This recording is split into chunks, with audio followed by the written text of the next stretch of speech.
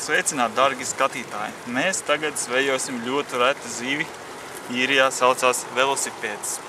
Tas ir ļoti bieži sastopams kanālos. Jā, priekš viņas ir vajadzīga speciāla ēsma. Jauna brieža ragi. Var arī būt veca, bet galvenais būtu labi nozāģētiem un bez daudz matību. Jā, matus nevajag. Tālāk. Bet šajā kanālā vēl mēs varam dabūt arī iepirkuma ratiņus.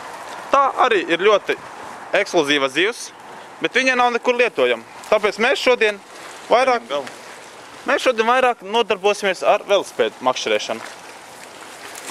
Mums aiziet ēsma iekšā. Tagad mēs mēģināsim pievilināt vīzi. Zivs īstenībā ļoti viltīga. Viņa ap pirmo negrib ņemt.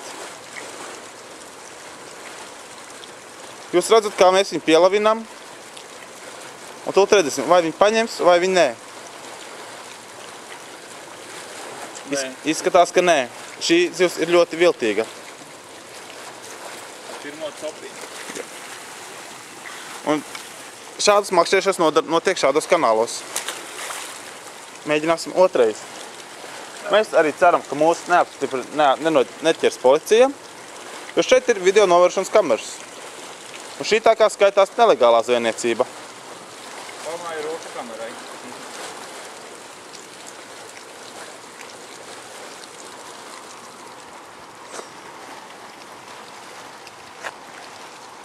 Tā ir leģendārā makšķernieka poza, ar kuru var tikai pielivināt zivis.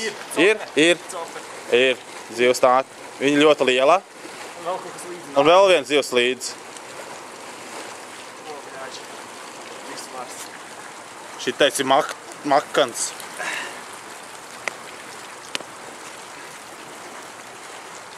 Ļoti smags. Ļoti spēcīgs dzīvnieks. Ja man nebūtu otrs triķa gals, es nepalīdzētu. Pastāst, kas pa makanu. Ļoti labs zivis. Mazliet nostāvējies, bet nav nevainas. Izstās pēc pasnieka velosipēda. Ar to arī mēs beidzam šo pārraidi. Pastieties uz šo makanu. Kur jūs vēl tādu varētu moķi?